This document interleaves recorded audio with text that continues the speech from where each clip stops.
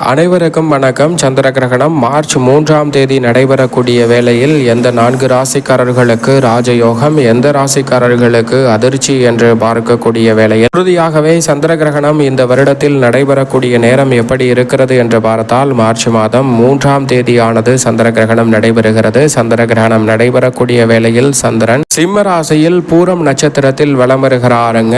கடக லக்கணத்தில் இந்த சந்திர கிரகணமானது நடைபெறுகிறது. சந்திர கிரகணத்தின் போது எந்தெந்த விஷயங்களில் கவனத்துடன் இருக்க வேண்டும், எந்தெந்த விஷயங்களை தவிர்ப்பது நல்லது, கிரகணம் முடிந்ததற்கு பிறகு என்ன செய்தால் நல்ல பலன் கிடைக்கும், என்ன செய்ய வேண்டும், என்ன செய்யக்கூடாது, அதே சமயம் ராஜயோகம் பெறும் ராசிகளாக எந்த 4 ராசிகள் இருக்கின்றன, காத்திருக்கும் அதிர்ச்சியை சந்திக்கும் ராசிகளாக எந்த 4 ராசிகள் இருக்கின்றன என்பதை சற்று விரிவாக பார்க்கலாம். பொதுவாக சந்திர கிரகணம் என்பது சூரியன், சந்திரன், பூமி ஆகிய மூன்றும் ஒரே நேர்கோட்டில் வரும்போது பூமியின் நிழல் சந்திரனின் மீது விழுவது சந்திர கிரகணம் என்று அழைக்கப்படுகிறது.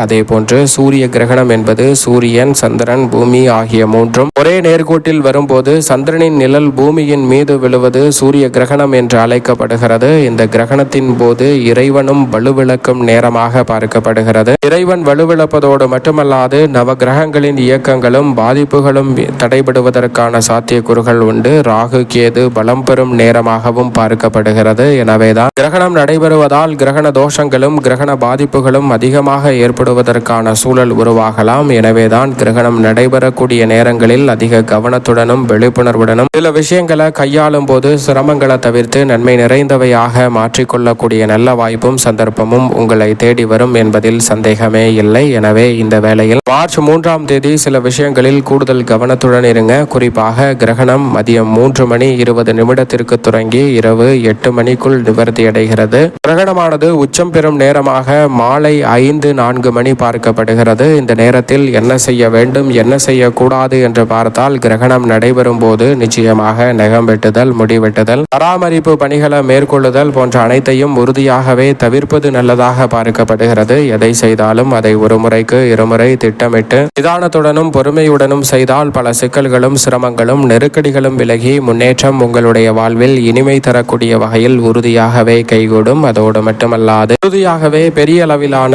காரிய தடைகள், சிரமங்கள், சிக்கல்கள் முற்றிலுமாக விலகி முன்னேற்றம் நிறைந்த ஒரு தருணமாக அமையக்கூடிய நல்ல சந்தர்ப்பம் கிடைக்கும். எந்த ஒரு காரியத்தை கையில் எடுத்தாலும் அதில் இருக்கக்கூடிய தடை தாமதங்களை விலக்கி நன்மை நிறைந்த வாய்ப்புகளை பெற வேண்டும் என்றால் சந்திர கிரகணம் நடைபெறும் போது உறுதியாகவே எதிர்மறையான சிந்தனைகளை தவிர்க்க வேண்டும். நேர்மறையான எண்ணங்களுடன் இருப்பது நல்லதாக பார்க்கப்படுகிறது. காய்கறி வெட்டுதல் உள்ளிட்ட பணிகளை மேற்கொள்ளக்கூடாது. கூர்மையான ஆயுதங்களை பயன்படுத்தி பணிகளை மேற்கொள்வதையும் தவிர்க்க வேண்டும். நவீன உபகரணங்களை பயன்படுத்தக்கூடிய விஷயங்களில் அதிக கவனத்துடன் இருக்க வேண்டும். அதோடு மட்டுமல்லாது சாப்பிடுதல் போன்றவற்றையும் தவிர்ப்பது நல்லதாக பார்க்கப்படுகிறது கிரகணம் நடைபெறக்கூடிய வேளையில். அதோடு மட்டுமல்லாது குறிப்பாக மார்க்கெட்டிங் துறையில் இருப்பவர்கள் வெளியில் அலைவதை தவிர்ப்பது நல்லதாக பார்க்கப்படுகிறது. பொதுவாகவே வெளியில் கிரகணம் நடைபெறக்கூடிய நேரங்களில் அலைவதால் கதிர்வீச்சு உள்ளிட்ட பாதிப்புகள் ஏற்படுவதற்கான சாத்தியக்கூறுகள் இருக்கிறது என்பதை அறிவியலும் உணர்த்துவதால் கூடுதல் கவனத்துடன் இருப்பது நல்லது. குறிப்பாக குழந்தைகள், பெண்மணிகள், வயதானவர்கள், நிரந்தர நோயால் பாதிக்கப்பட்டவர்கள் கூடுதல் கவனத்துடன் செயல்பட வேண்டும். அது மட்டுமல்லாது உணவு சாப்பிடுதல் போன்ற விஷயங்களில் அவர்களுக்கு விதிவிலக்காகவும் பார்க்கப்படுகிறது. தேவைக்கு ஏற்றவாறு எடுத்துக்கொள்ளலாம். அதனால் எந்த விதமான பிரச்சனையும் இல்லை. அதே சமயம் இந்த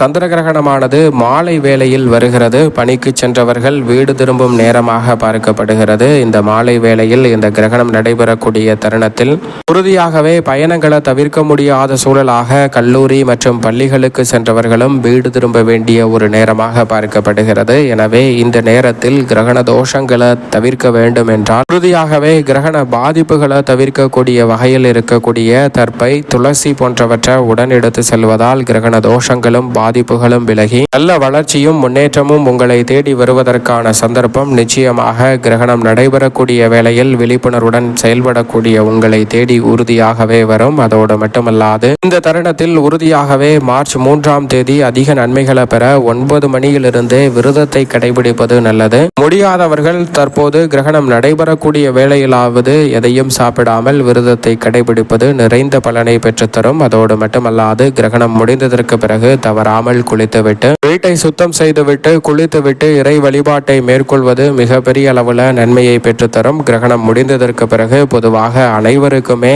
அரசால் பல நல்ல திட்டங்களை செயல்படுத்தக்கூடிய சந்தர்ப்பம் சந்தர்ப்பமும் மகிழ்ச்சியில் ரெட்டிப்பாக மாறக்கூடிய வகையில் சில இனிப்பான செய்திகள் கிடைப்பதற்கான சந்தர்ப்பம் உண்டு. அது மட்டுமல்லாது இந்த தருணத்தில் சந்திர கிரகணம் நடைபெற்றதற்கு பிறகு சில இயற்கை உபாதைகளை சந்திக்கக்கூடிய வகையில் இயற்கை சீற்றங்கள் ஏற்படுவதற்கான சாத்தியக்கூறுகள் இருக்கிறது. அதோடு மட்டுமல்லாது பங்குச்சந்தை முதலீடு போன்றவற்றில் அதிக கவனத்துடன் இருந்தால் தேவையற்ற இழப்புகளை தவிர்க்கக்கூடிய நல்ல சந்தர்ப்பமும் கிடைக்கும்.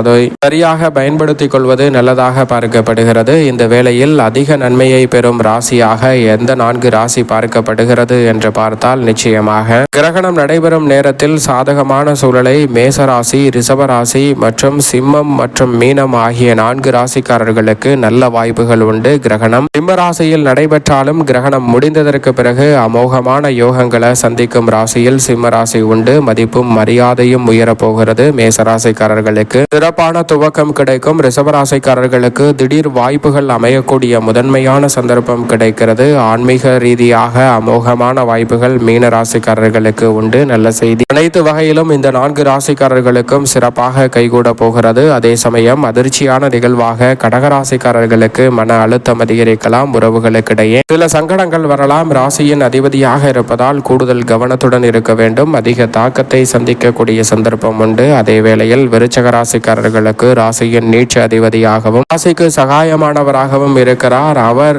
சந்திர கிரகணத்தால் ஆட்கொள்ளக்கூடிய வேளையில் மறைக்கப்பட்ட ரகசியங்கள் வெளிக்கொணரக்கூடிய சந்தர்ப்பம் உண்டு. விருச்சக ராசிக்காரர்கள் திடீரென அதிர்ச்சியில் திக்குமுக்காடக்கூடிய சந்தர்ப்பம் கிடைக்க இருக்கிறது. எனவே கூடுதல் கவனம் தேவை. மகர ராசிக்காரர்களுக்கு அஷ்டமத்தில் சந்திர கிரகணம் நடைபெறுவதால் அதிக கவனத்துடன் இருப்பது நல்லது. ஆரோக்கிய தொல்லைகளும் திடீரென தேவையற்ற பயணங்களும் சில விரயங்களையும் சந்திக்கக்கூடிய சூழல் உருவாகலாம். மகர ராசிக்காரர்கள் கூடுதல் கவனம் தேவை. மிதுன ராசிக்காரர்களுக்கு நட்பு வட்டாரத்தில் பிரச்சனையும் சில அதிர்ச்சியான தகவல்களை கேட்கக்கூடிய வாய்ப்பும் உள்ளது. எனவே இந்த 4 ராசிக்காரர்களுக்கு காத்திருக்கும் அதிர்ச்சியாக சில நிகழ்வுகள் அமையக்கூடிய சந்தர்ப்பம் இருப்பதால் இந்த 4 ராசிக்காரர்கள் இதுபோன்ற விஷயங்களில் கவனத்துடன் இருப்பது உறுதியாகவே சிறப்பான மாற்றத்தை ஏற்படுத்தி கொடுத்து நன்மையை பெற்றுத்தரும் தருணமாக அமைய போகிறது என்பதில் சந்தேகமே இல்லை. அதே வேளையில் இந்த சந்திர கிரகணம் நடைபெறக்கூடிய தருணங்களில் பொதுவாக அனைத்து ராசிக்காரர்களுமே கூடுதல் கவனத்துடன் இருப்பது நல்லதாக பார்க்கப்படுகிறது. 4 ராசிக்காரர்களுக்கு அதிர்ச்சியும் 4 ராசிக்காரர்களுக்கு மகிழ்ச்சியும் கொடுக்கக்கூடிய வேளையில் மற்ற 4 ராசிக்காரர்களுக்கு உறுதியாகவே நீங்கள் எதிர்பார்ப்பதை விட